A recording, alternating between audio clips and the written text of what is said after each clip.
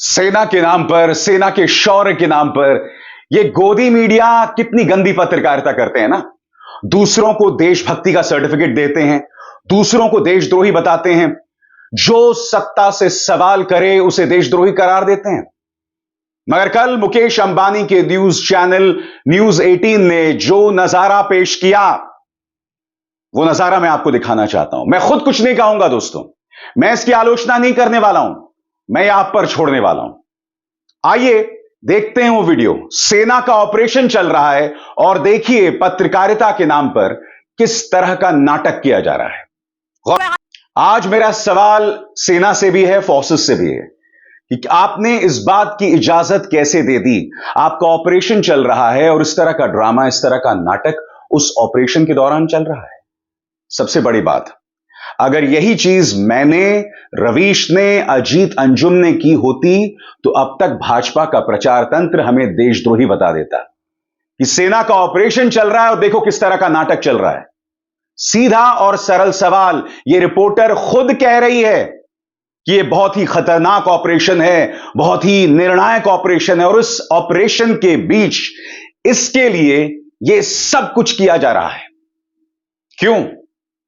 मैं सवाल पूछना चाहता हूं बीजेपी के आईटी तंत्र से, मैं सवाल पूछना चाहता हूं बाकी गोदी मीडिया से। अगर मैंने ऐसा कुछ किया होता तो अब तक इस पर बवाल कर दिया गया होता।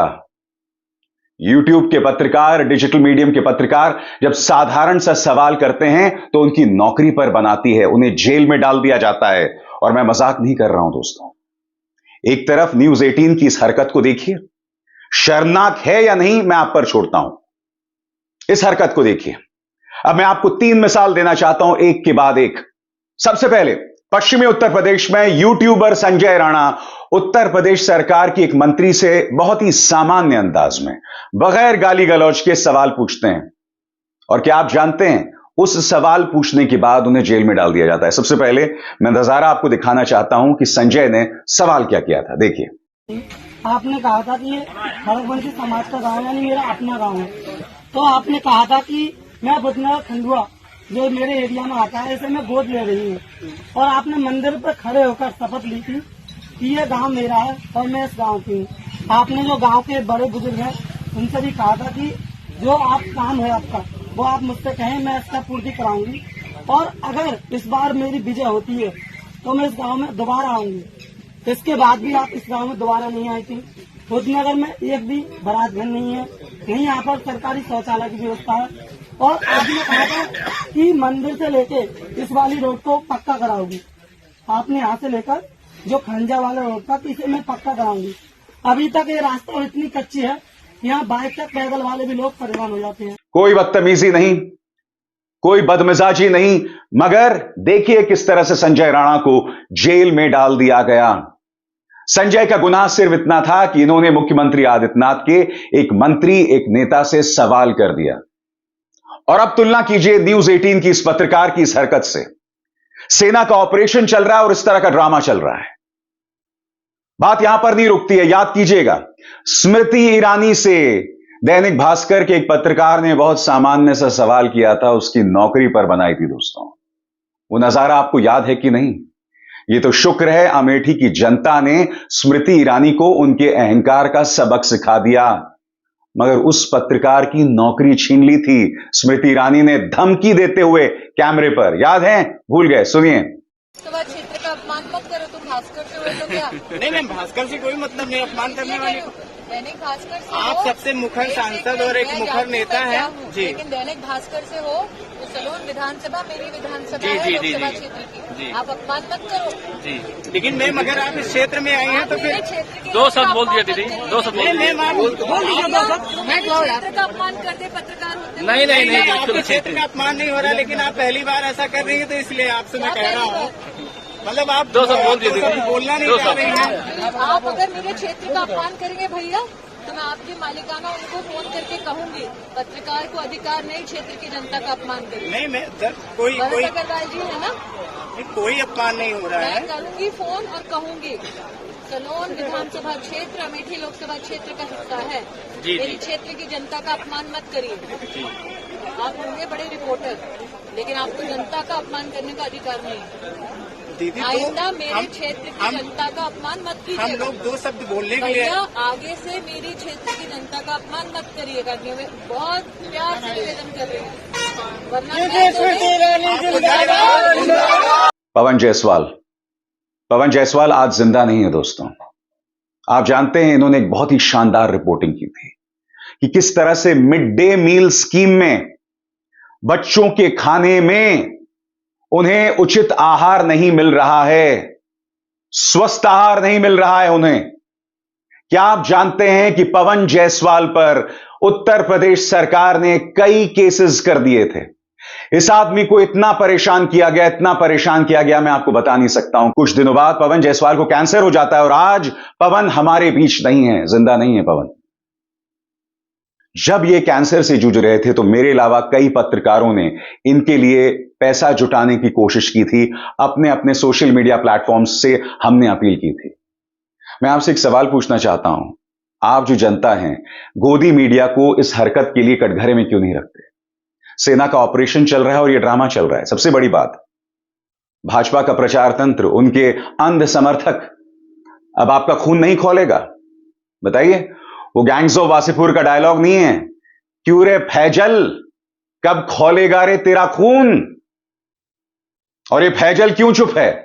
और सबसे बड़ी बात, ये फैजल कब कहेगा कि जी न्यूज का, रिपब्लिक न्यूज का, एबीपी न्यूज का, आज तक न्यूज का बदला लेगा रे तेरा फैजल? फैजल का खून शर्तों पर खौलता है। जब न्यूज 18 इस तरह के सेना के ऑपरेशन का मजाक बनाकर रख देती है और सेना इसकी इजाजत दे देती है, तब इस पर कुछ बवाल नहीं होता है। बवाल किस पर होता है? उन पत्रकारों पर जो सत्ता से सवाल करते हैं, चाहे वो संजय राणा हो या पवन जायसवाल हो। मैं आपसे पूछना चाहता हूं, क्यों? पत्रकारिता के नाम पर देखिए रिपब्लिक न्यूज का यह संपादक किस तरह का मजाक कर रहा है। देखिए आपके सामने नजारा। ड्रग दो, ड्रग दो, ड्रग दो, ड्रग दो, ड्रग दो, मुझे ड्रग दो, मुझे ड्रग्स दो। वो कहती है मुझे ड्रग दो, मेरे लिए गाड़ी चलाओ। ये वो दौर था दोस्तों जब सुशांत सिंह राजपूत की रिपोर्टिंग हो रही थी। क्या क्या नहीं हो रहा था उस वक्त दोस्तों। मैं नहीं भूला हूं कि आज तक ने ये तक चलाया था, ऐसे कैसे हिट विकेट हो गए सुशांत। एक व्यक्ति ने आत्महत्या कर ली और देखिए किस तरह की शब्दावली का इस्तेमाल किया जा रहा है। हिट विकेट हो गए सुशांत। बात वहां नहीं रुकी, इन्होंने बाकायदा एक कार्यक्रम चलाया था रिया चक्रवर्ती के खिलाफ कि वो काला जादू करते हैं। काला जादू। रिया चक्रवर्ती को इस कदर बदनाम किया गया था, उन्हें जेल में डाल दिया गया था।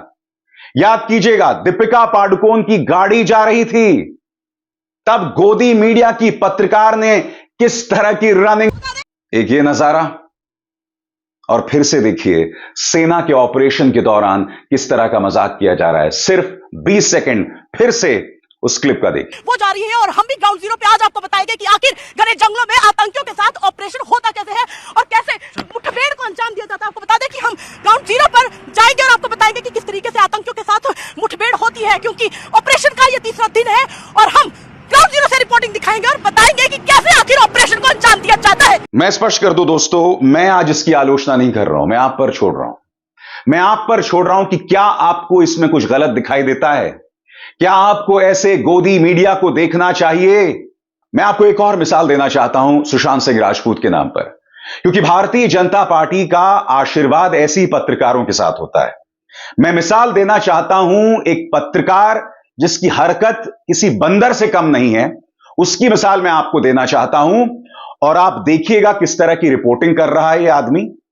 और आज की तारीख में यह पत्रकार भाजपा का राष्ट्रीय प्रवक्ता है, मजाक नहीं कर रहा हूं मैं। देखिए किस तरह की हरकत कर रहा है। 129 का करो दोस्तों, 129 का करो। सुशांत सिंह राजपूत के मेरे साथ आशुतोष भी जुड़ रहे हैं। आशुतोष, बड़ा डेवलपमेंट क्या है? बड़ा डेवलपमेंट आशुतोष ये है कि 302 का केस दर्ज होगा, मतलब मर्डर का केस दर्ज होगा। आशुतोष, अगर मर्डर का केस दर्ज होगा तो रिया गैंग जो है उसके खिलाफ भी मर्डर को एबेट करने का केस दर्ज होगा। मतलब जो सुसाइड कर रहे थे उनको जाना होगा जेल। आशुतोष,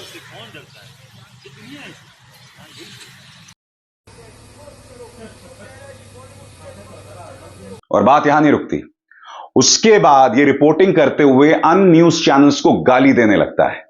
नतीजा, इसकी रज के सुताई होती है। अन्य पत्रकार इसकी जमकर पिटाई करते हैं। वो नजारा भी देखिए।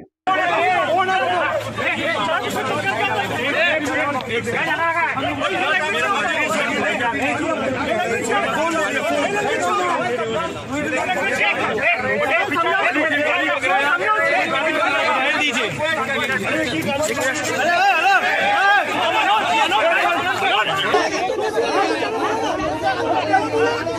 सर रुक जाओ।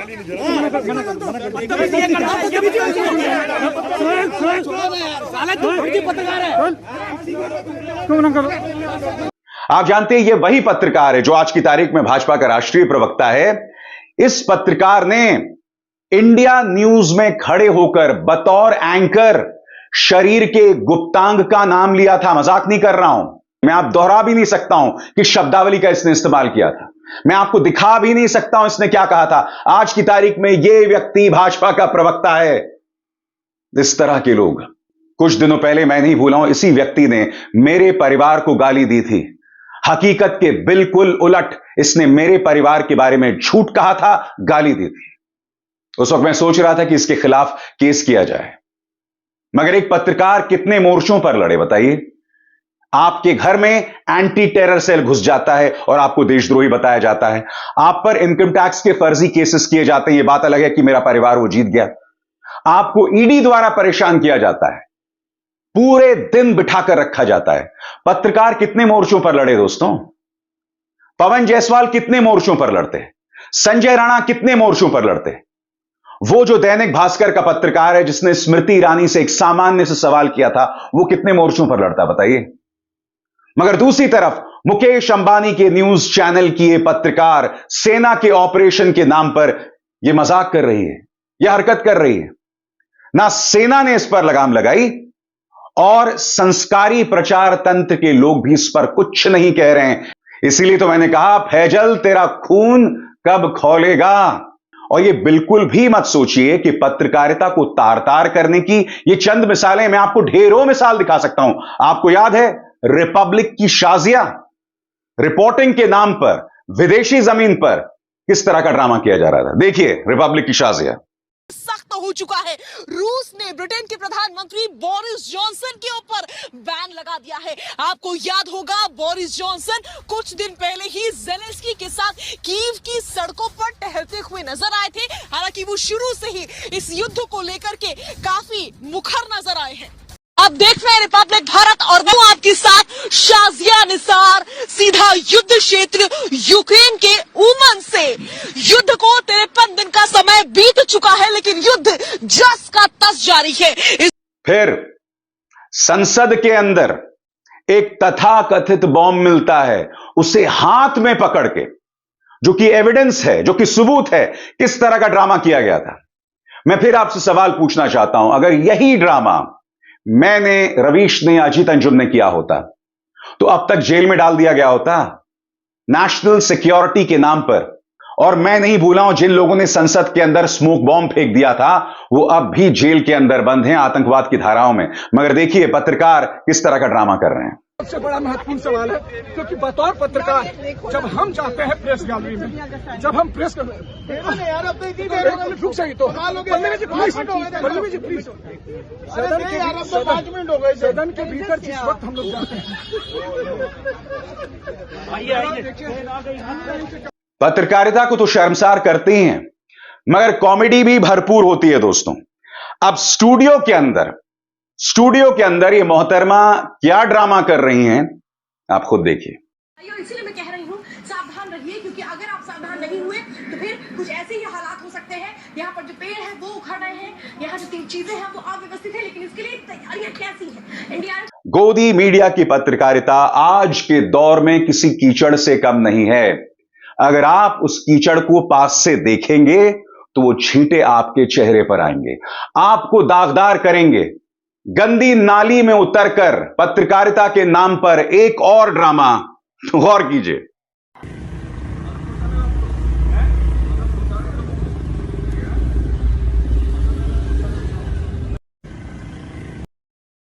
दोस्तों मैं आपको ऐसी ढेरों मिसाल दे सकता हूं। एक बार फिर देखिए क्या किया है न्यूज 18 ने सेना के ऑपरेशन के नाम पर। इस तस्वीर को फिर से देखिए, इस वीडियो को फिर से देखिए। मैं फिर दोहरा दूं, मैं इसकी आलोचना नहीं कर रहा हूं, यह मैं आप पर छोड़ रहा हूं। कि यह सही है या गलत। मैं सेना से भी सवाल पूछना चाहता हूं कि आपका ऑपरेशन चल रहा है और इस तरह का ड्रामा होना चाहिए, इस तरह से ओवर द टॉप ड्रामा। मैं इस बात को समझता हूं कि सेना के ऑपरेशन में एम्बेडेड जर्नलिज्म होता है। इराक के युद्ध में CNN अमेरिकी सेनाओं के साथ जाता है। करगिल के युद्ध के दौरान भी हमारी सेना के साथ मीडिया की टुकड़ी चलती थी। मैं इस बात को इनकार नहीं कर रहा हूं, मगर यह ड्रामा, इस तरह का ओवर द टॉप ड्रामा, इसे शर्मनाक क्यों ना बताया जाए? न्यूज 18 क्या इस बात को लेकर सफाई देगी? क्या उनके संपादक मेरे मंच पर आकर इस बात को लेकर सफाई देंगे? दोस्तों, मैं नहीं भूला हूं जब जनरल बिपिन रावत की मौत हुई थी, आपको याद है, एक हादसे में। तब एक पत्रकार शराब के नशे में धुत होकर चैनल पर आता है और ड्रामा करने लग जाता है, शराब के नशे में धुत होकर। बाद में उस पत्रकार को हटा दिया जाता है आनंद फानन में। वो पत्रकार पेन किलर की दुहाई देता है कि मैंने पेन किलर खा लिया था। पूरी दुनिया ने देखा कि वो पत्रकार क्या कर रहा था, पूरी दुनिया ने देखा। उस आदमी की पत्रकारिता का यह आलम है कि पत्रकारिता के नाम पर सिर्फ विपक्ष को गाली और भाजपा की चाटुकारिता। और अब जबकि पत्रकारिता में दम नहीं रह गया है तो वो रियलिटी शो में आने लगा है और वहां पर भी धक्के मारकर बाहर कर दिया गया है। यह है 2024 में भारत का गोदी मीडिया पत्रकार। पत्रकारिता के नाम पे जो मजाक किया जाता है दोस्तों, यह आपके स्क्रीन पर वो तमाम मिसालें। कहीं पर बंदर की तौर पर उछला जाता है, कहीं स्टूडियो के अंदर हवा में जो है इधर से उधर हो रहे हैं, कभी मुझे ड्रग्स दो जैसा ड्रामा किया जाता है। यह सब हो रहा है पत्रकारिता के नाम पर और यह जहर आप देख रहे हैं। The joke is on you. Abhisar Sharma को दीजिए इजाजत। नमस्कार। स्वतंत्र और आजाद पत्रकारिता का समर्थन कीजिए, सच में मेरा साथी बनिए। बहुत आसान है दोस्तों, इस ज्वाइन बटन को दबाइए और आपके सामने आएंगे ये 3 विकल्प, इनमें से एक चुनिए और सच के इस सफर में मेरा साथी बनिए।